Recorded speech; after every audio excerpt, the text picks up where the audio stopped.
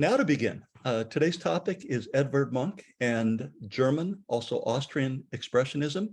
And I do want to mention, I think Martha mentioned this a moment ago, but this is our 11th Monday Morning Modernism. So we're making a great deal of progress in covering the material that Robert Hughes covers in his Shock of the New book. But we are, I think, on his chapter 5, and we're heading quickly towards chapter 6. And just to reiterate, for anybody who's new, if you want a kind of a scholarly follow-up to these lectures, you can get a used or a new copy of any edition of Shock of the New on Amazon.com or BNN.com, any good used bookseller. And the original TV series that he recorded in 1980 can be found for free on ubu.com and also on YouTube. So I want to start out with a kind of an overview to give you something to think about as we make our way through the material today. What is or what was Expressionism? Probably best to say what is, because it's still a living way of making art that remains very vital. But in the late 19th and early 20th century, it was definitely a northern, kind of a Germanic or even Nordic response to the challenges of modern life.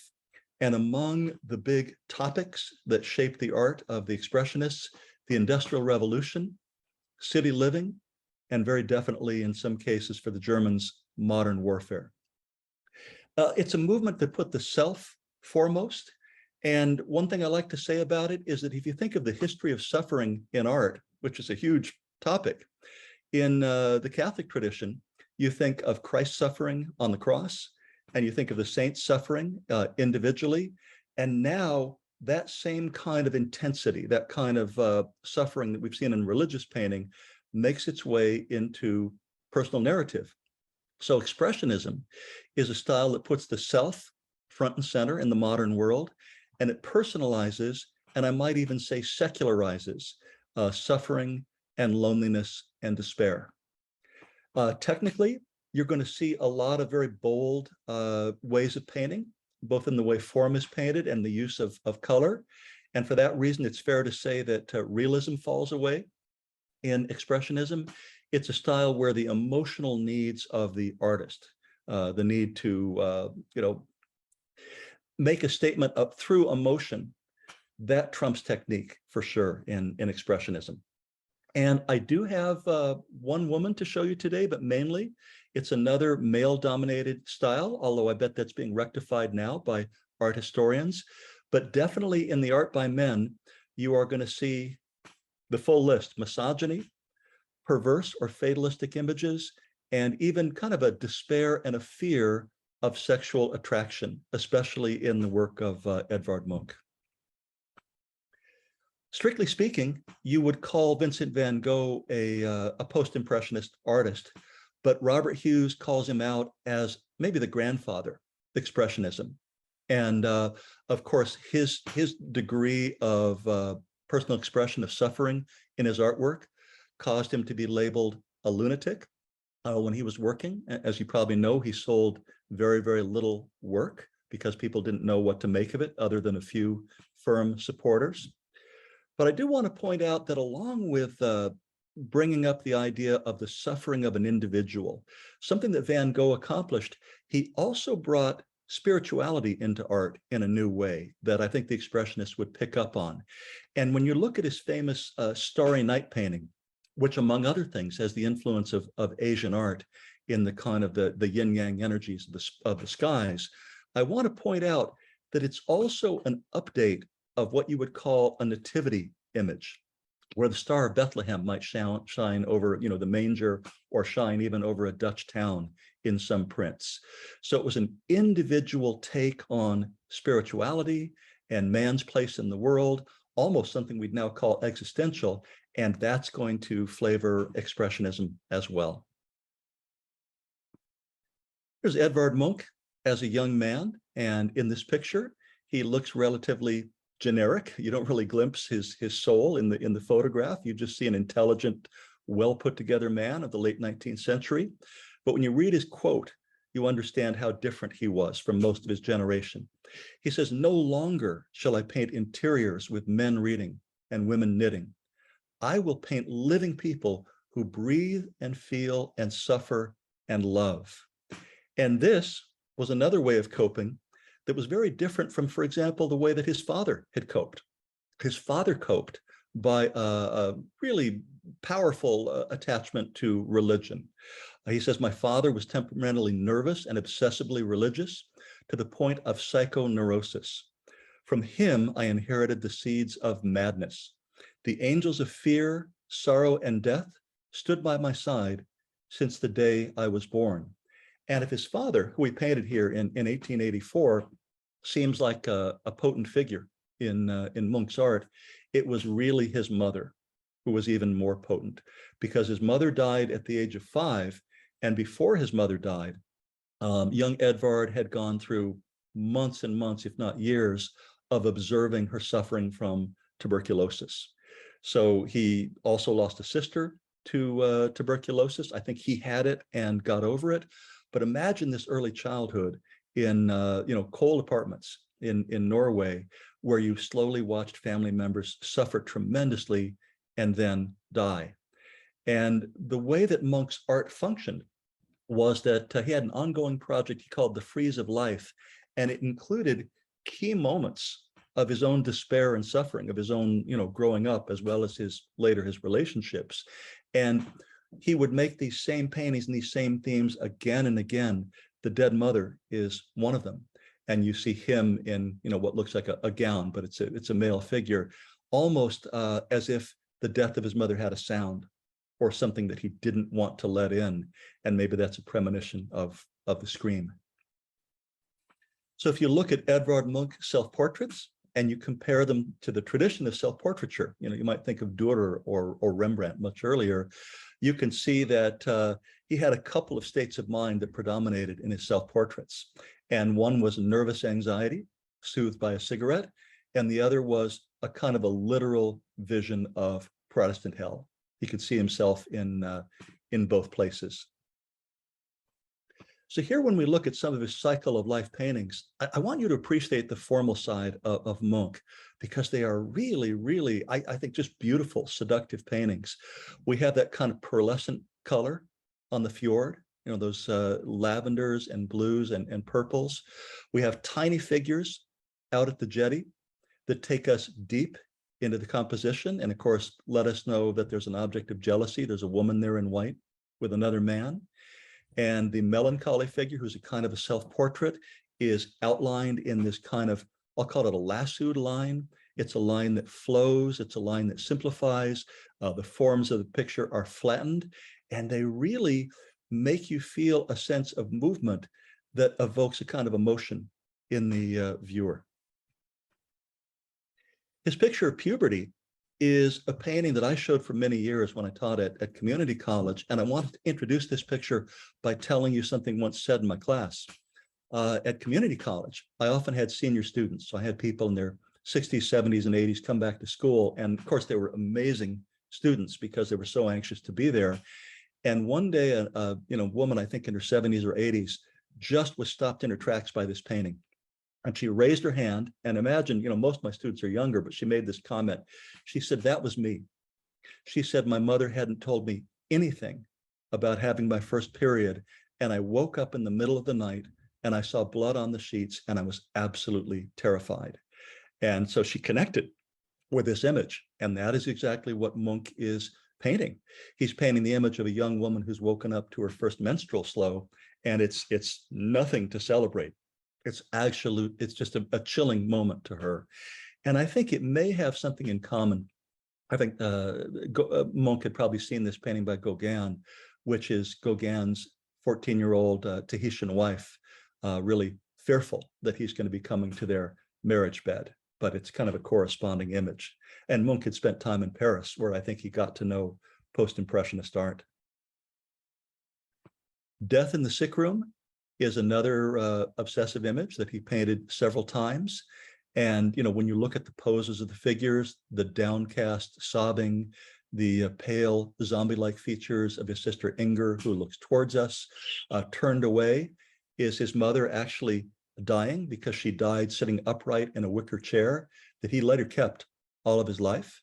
There's a doctor and a little bit of medicine. The doctor can't really do anything, and maybe his father or male figure over there on the other side of the room.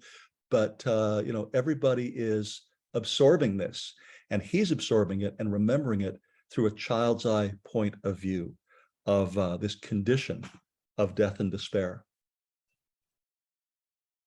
After his mother's death, Munch's father worked in factories, as most fathers did back then, and he would sit on the doorstep waiting for his father to come home. And what he would see was people that were again zombies. It's the night of the living dead. People that were chilled, people that were unfulfilled, that didn't enjoy what they were doing, people that really couldn't be dissociated from each other. It was kind of a mass scene.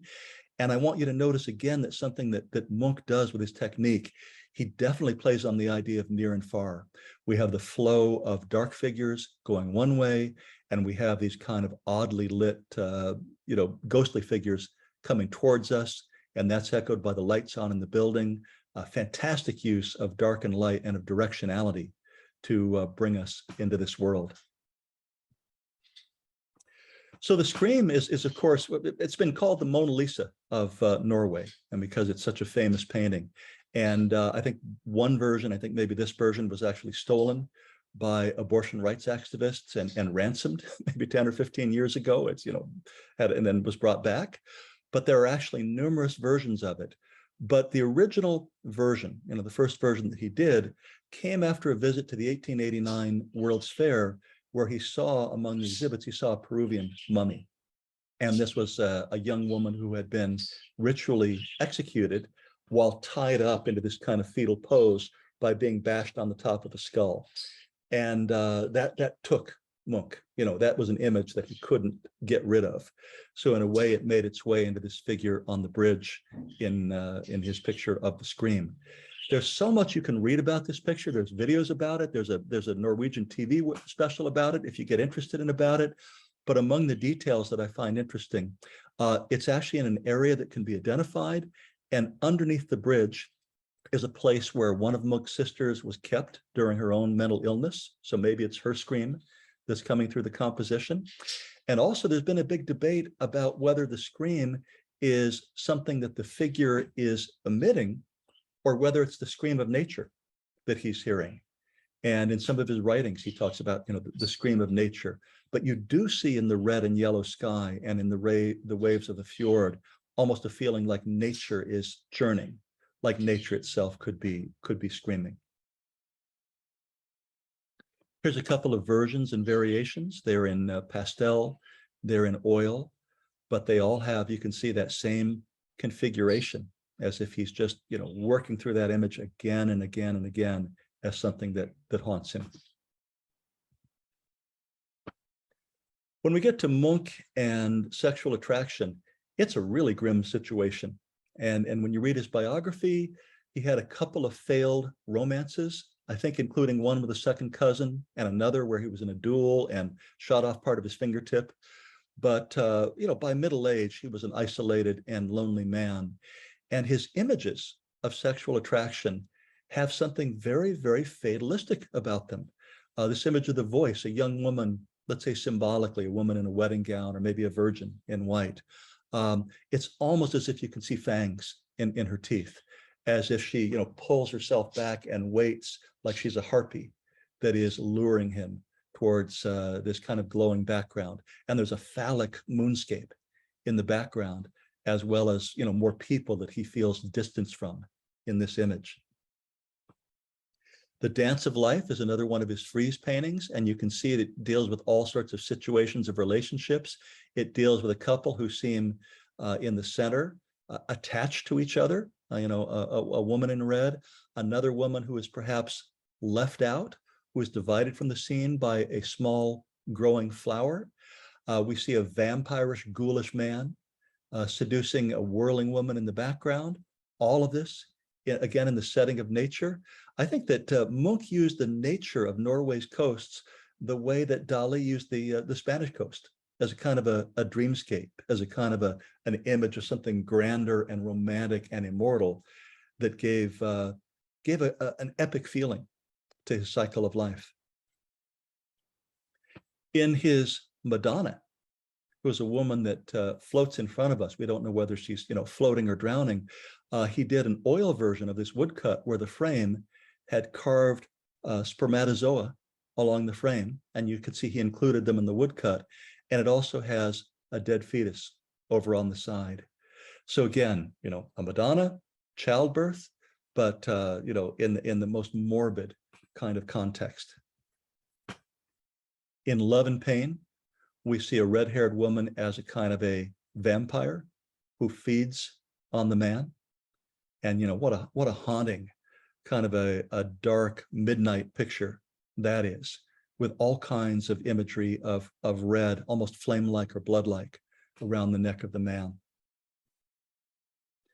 So when we think about this idea of the fatal woman, I know it's tempting from our point of view to just say, well, that's pure misogyny. What a terrible era that was. But we have to understand that there were some reasons why Munch's fear of sexuality was well grounded. And among them were gonorrhea and syphilis. Syphilis just began to be treated in the early part of the 20th century. I think there was one treatment that came before penicillin. But in the late 19th century, untreated syphilis absolutely just devastated people. You can see the woman here has lost her nose. The man is covered with sores. Genitalia could be covered with sores. And eventually there's degenerative mental illness that would come along. There were whole hospitals in the major cities of Europe that were dedicated to, housing the people in the degenerative stages of syphilis. So it was a devastating disease that is connected with this fear of sexuality. So in earlier art, say in German art, the theme of death and the maiden had usually been something that was tragic. It was about, a young woman has lost her life in the prime of life. Whereas when you see it in Munch, when you see it in Expressionism, it's almost a partnership between death and the maiden. And you can see here with that great Munch flowing line, they seem to just be belonging together. They seem to be in a kind of symbiosis or a union. What a powerful lithograph that was. And I want to say something, here's a whole topic. I'd love to do an hour on Expressionist printmaking, but Munch was a master printmaker, lithography, woodcut, etching, and you can see the way that with very, very simple black and white lithography, just using line, he created this powerful composition of separation with figures that seem to go their own different ways. I think someone mentioned this when we were getting ready for today's lecture, the sick child. That's another image that he did obsessively in several versions throughout his life. And look at the vertical brushwork in this one. Vertical and horizontal looks a little bit like Toulouse-Lautrec formally, but such powerful, I'll call them ugly, beautiful colors. Olive greens, lavenders, deep raw siennas, strange and beautiful colors in the sick child that somehow transmit the idea of illness. So Munch lived until I think 1944, lived pretty solitary at a place called Eckerle, and was very, very productive. He actually kept the chair his mother had died in. You see it here in this photograph, and he would use it, in this case covered, when he painted the models who came to his studio. So he's definitely a man that, very much lived with his past always with him. It was his subject matter, it was his obsession, it was his despair, but it was also his life. And if you manage to go to the Munch Museum, it's a new museum that opened now in Oslo, you will find 28,000 works by Edvard Munch. And I think the painting count is over 1,000, but the great majority are prints. And it is, you can see, just a supersized new museum that is the pride of Oslo. Only been open just over a year now. Veering towards Austria, I wanted to say something about Gustav Klimt. I don't know that he fits well into Expressionism. When you look, for example, at his Judith, it is a very expressionistic bit of subject matter. It's the biblical heroine holding the head of Herod. So she's holding a severed head, and that's very expressionist. But the style is rather different, and it fits in some ways into Art Deco, the way that he's used gold leaf and foil to add, ancient patterns, to take that back into the past. But there is something indeed in Klimt of this idea of the glamour of the woman who's both attractive and somehow, almost someone you would avoid. I mean, this fantastic kind of glamour and pattern and gold, it seduces you, and yet the expression is something that in another way pushes you away. Austrians that fit better into the mode of expressionism, definitely Egon Schiele, who had a very, very short and tragic life. But I don't think any 20th century artist was ever more frank about sexuality, especially his own sexuality. He did self-portraits masturbating, portraits making love. He showed his own body lean to the point that you feel it almost like dried meat. He was very frank about his human vulnerability. And in this picture, the embrace with his lover, Vali, who died, I think, of tuberculosis, you really feel the bones coming through the skin. You almost feel like the anatomy is transparent in these. And look at the fantastic way that the blanket mimics the folds and the crevasses of the skin and of the two bodies, and also of the tenderness. So there is something here that is, how would you say, it's morbid, and yet at the time it's very, very tender. Makes me think of the quote I love from Salvador Dali. Dali once said, "Death makes everything erotic." That's something to think about. George Grosz is an artist who was transformed by his experience of the war, and you may have seen some of the art he did, also Otto Dix did after being in the trenches. He can be thought of as a Dada artist, but I think it's also good to show you an image like this one of the lovesick man. It shows a Navy veteran, a veteran of World War I, with his anchor tattooed on his bald head. You can see he has a damaged limb, and he is contemplating suicide. Because if you look at this kind of X-ray of his jacket, you see his broken heart and you see the pistol in his pocket. But he's there in a setting that looks like Van Gogh's, evening cafe, dark lighting. Even his dog looks worn out and a little bit desperate. He's having his last drink, and it's Grosz's way of showing us a man who is shattered and completely alone, which represents so many men that came out of that war. The most famous grouping of German Expressionism actually got together in Dresden in around 1905.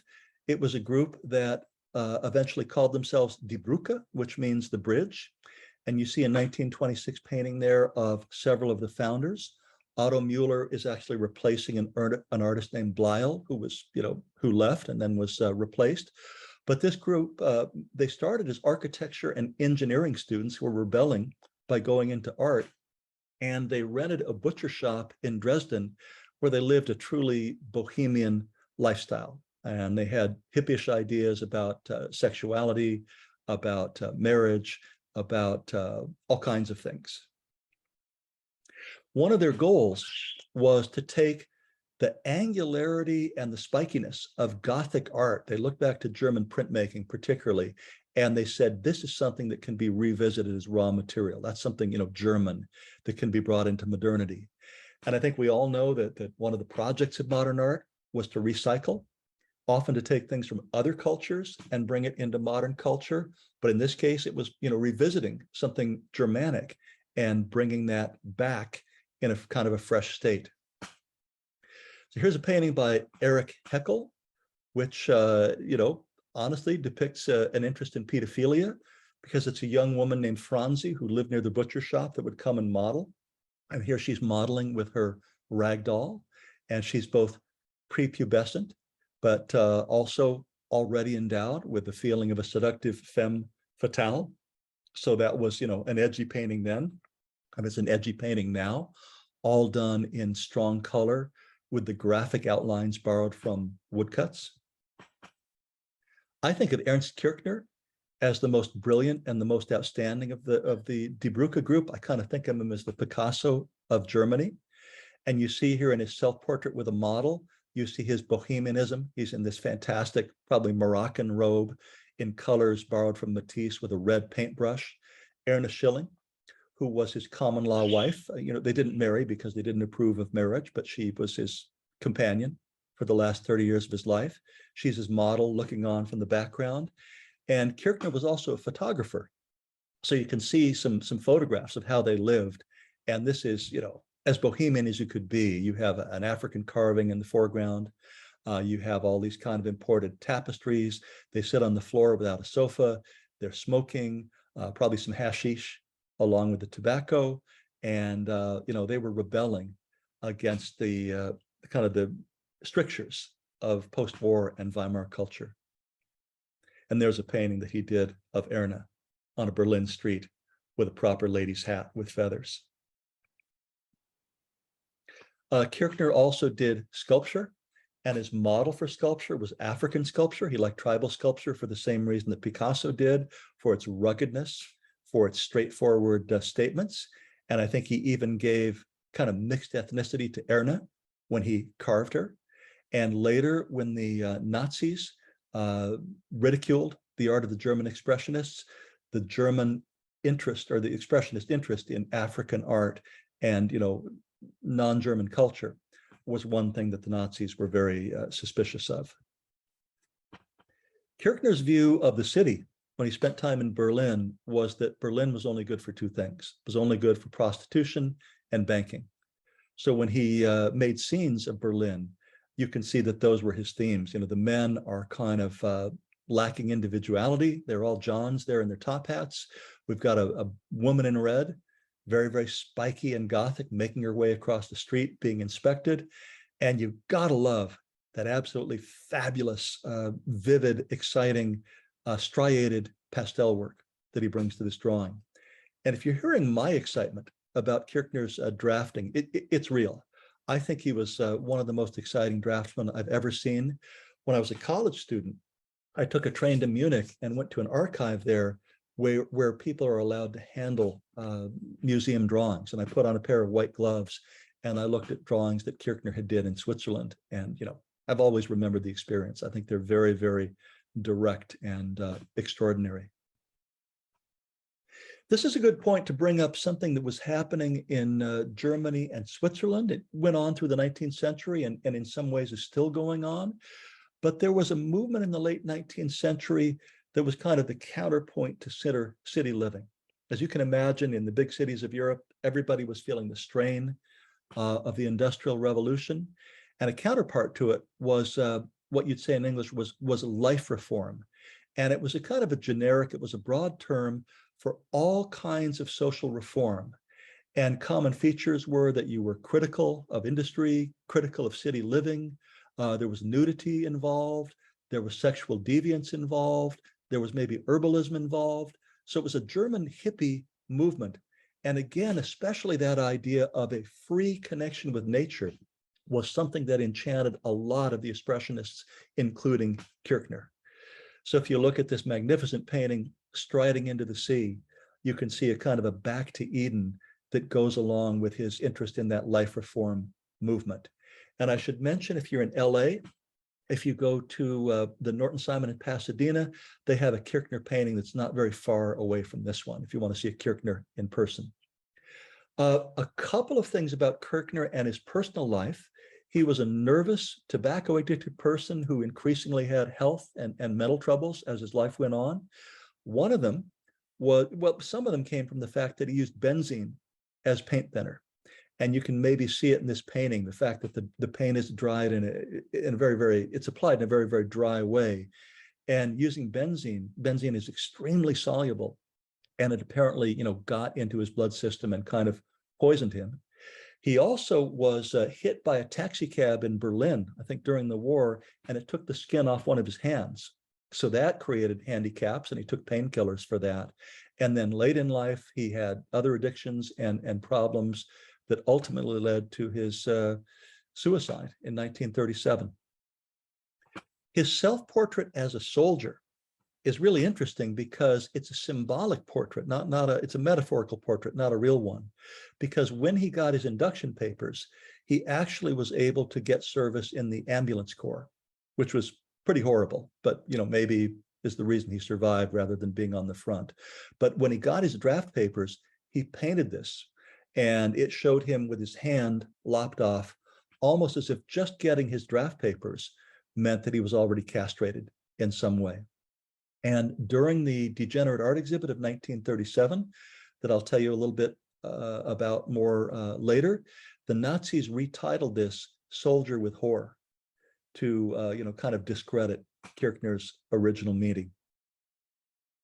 He also painted this disturbing image, "Artillerymen in the Shower," which shows how that being drafted, being brought into the army was a source of taking away a person's freedom, taking away their individuality.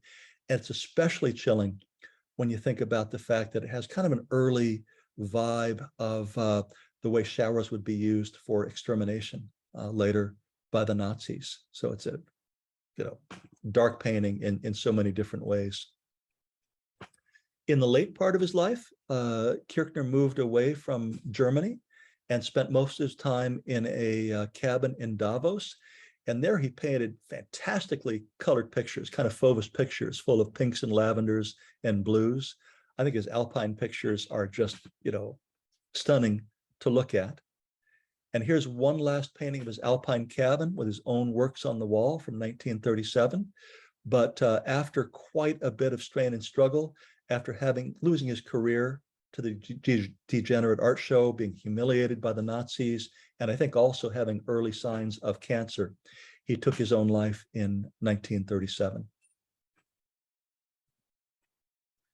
A few more of his associates, Max Pechstein, and again, look at the debt to Fauvism and to Matisse, but even some things maybe Matisse wouldn't have done. A brilliant cadmium orange light face on the model or the young woman in the yellow and black striped jersey. But if you want to make a point about the figures that you see so often in German Expressionist paintings, they're outdoors. They are in nature. They're enjoying nature. They're active. They are unposed. Or here in the work of Karl von Schmidt-Rottluff in these three nudes, they almost appear to be maybe island, maybe they're Polynesian, or maybe they're African with this fantastic, red skin. And they are part of nature, and the rhythms of their bodies are part of nature. There's no disassociation like you would find in an urban environment. Fantastic use of color by Schmidt-Rottluff. And you can see at the same time Munch was painting that he also used these kind of repetitive, jagged, circling rhythms to give power to his compositions. Painting of a cabaret singer by Max Pechstein.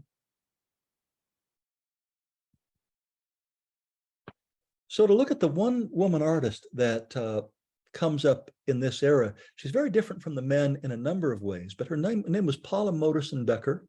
She lived in the very far north of Germany, and there were a number of artists there, I think including her husband, but in some ways her life was rather conventional. She did, marry and have a child, but there was a period in her life where she moved to Paris. This was around 1906, and in Paris, she did something that was unusual, if not unprecedented, for a woman artist, which is that she made nude self-portraits. And rather than expressing kind of the fear that male expressionists would have been generating, she showed a kind of a tenderness. There was an emotional range in her nude self-portraits that I think was new to the idea of self-portraiture. She was interested in nature, like Kirchner was, but you can see here maybe in a more romantic way. She used large strokes of color that gave her compositions a kind of a dappled feeling, a la Cézanne. In another nude self-portrait, she surrounded herself with these plants that showed her interest in herbal cures and herbalism. So she was a German hippie in that way. And then, and I think what is a really beautiful and remarkable self-portrait, she showed herself with her infant daughter. And when you think about that degree of revelation, I mean, Mary Cassatt had painted the tenderness of motherhood, but to do it by including her own nudity and to do it in a way where there's so little staging for the painting. It's just a mattress and a pillow and the two figures all portrayed with this great tenderness. Again, it's a kind of emotion that hadn't been seen before in painting. It's a new flavor for painting, very definitely. So she was remarkable. Oskar Kokoschka was a secession artist, a modern artist in Austria, who even before World War I was a very, very edgy man with a strong sense of emotional prescience. And when he made this portrait of Adolf Loos, the architect, Loos told him, you made me look older than I really am. And Kokoschka told him, he said, well, in a few years, you will look that way. I think that's probably true, because Loos and everybody else would go through, World War I, along with aging. Kokoschka, before World War I, had a torrid affair with a woman who, Alma Mahler. She was the wife of the composer. And she was a society woman who later lived in the United States, very, very brilliant, very capable woman. And Kokoschka had a deep and kind of obsessive relationship with her that shaped a lot of his views and made a big presence in his art. So when you see his picture, The Tempest of 1913, where there's a couple that are kind of rolling on these fantastic romantic moonlit waves, is Kokoschka's imagined image of his forever togetherness with Alma Mahler, painted in this great kind of striated brushwork. But the truth of the matter was that Kokoschka went to war, and like Kirchner, he was an ambulance driver, along with doing some service on the front. And he came back absolutely shattered. He came back, a complete nervous wreck. And his affair with Mahler was over. He was intensely lonely. He was, mentally ill. So he painted, well, I should do one more forward. He had a doll made of Alma Mahler. He went to a dressmaker named Hermione Moos, and he said, I'd like you to make me a very, soft, very plush, almost fluffy doll of Alma Mahler. And he apparently had some of her clothes, which he would dress the doll with, and he would take the doll to the cafe and he would sleep with the doll. And this was kind of his, talk about the objectification of women. It was kind of his human stuffed animal. But you can see he also painted himself with the doll. So the relationship continued in his imaginative fantasies. Like Kirchner, his artistic career was brought to an end by the Nazis when they, forbid him from painting and humiliated him. And he heard a speech on July 18th, 1937, where Hitler was giving a speech for the opening of the House of German Art. And in this speech, Hitler said that the Nazis would be destroying, I think he called them, all the chatterers and modern artists. And Kokoschka heard that and left for Amsterdam, and then eventually made his way to London. But this is the first thing that he painted after leaving Nazi Germany. And he actually sort of took on the insult. He took on the idea of a degenerative artist and showed a reaction of pride in himself, of still being an expressionist outside of Germany. Emil Nolde, talk about a complicated history. He was Danish, but living in Germany, and he joined the Nazi Party early. He actually was a Nazi Party member in 1927, always described himself as anti-Semitic, and showed, was a card-carrying Nazi, showed allegiance to the party, and yet, because he was a modern artist, he would be ostracized and persecuted by the Nazis. Like a number of the expressionists, his early paintings were meant to kind of restate earlier religious art. And you can see his very, jagged and strangely colored crucifixion, where the figures almost feel like primitive carvings, almost like something you would see on an early church. Or in his Christ and the Children, you can see why his brushwork seems so strange to people, because it was expressive brushwork that had, no connection to realism, fauvist color, big, bold, blotchy strokes that didn't seem to reconcile themselves to each other, but full of feeling in the way they're applied. The dance around the golden calf. He was interested in what you'd call maybe essential energies, the things that were ancient in society and that still pulse through the human consciousness. Kind of a wild and, decadent painting, if you will, from 1910. This reminds me of Ensor, the idea of seeing human characteristics simplified and distilled, if you will, into masks that are frightening and threatening. But here we are, 1937. That is the opening of the Degenerate Art Show, which the Nazis put on to humiliate modern art. And you can see that Nolde's pictures were featured. You can see them there on the left beside the Nazi official tour touring.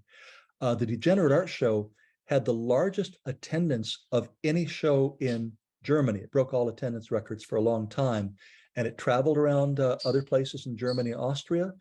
Among the things you would have seen in the exhibit, you would have seen some paintings that were intentionally hung upside down, and there were placards in the Dada style that encouraged visitors to the exhibition to spit on the paintings. So the way that Nolde responded, crestfallen at this rejection, he was forbidden to paint, but he had to paint. He said that painting was the one thing that he had to do. So quietly in his home, he painted only watercolors that he called his unpainted pictures, very, very small, that could be hidden away. And of course, watercolor made no smell, that if Gestapo came to the house, they wouldn't smell linseed oil. And this one's actually from 1946. It's, after the war, but he painted these paintings of great mystery, Turner-like, almost abstract paintings. So his own individual expressionism took its own direction. Before the war, Max Beckmann was a much respected artist in Germany. He was kind of a late impressionist. He was in demand for portraits. He was a very, very well-known, well-regarded, proper society figure. But he was shattered by the war. He spent 6 months in the ambulance service and had a complete nervous breakdown, which was the standard thing. I don't mean to sound, that was a little glib, but absolutely shattered by the suffering and the death that he saw. And after the war, he told someone that he was painting to reproach God for his errors. And his painting, like Nolde's, took on religious themes, but it did it kind of with a new cynicism and vindictiveness, as if the German people themselves were now the actors in all these kind of great morality moments of the Bible, including Christ and the woman taken from adultery. You see the sneering and the pointing and the sharp pikes on the left, while one man tries to help this woman avoid judgment.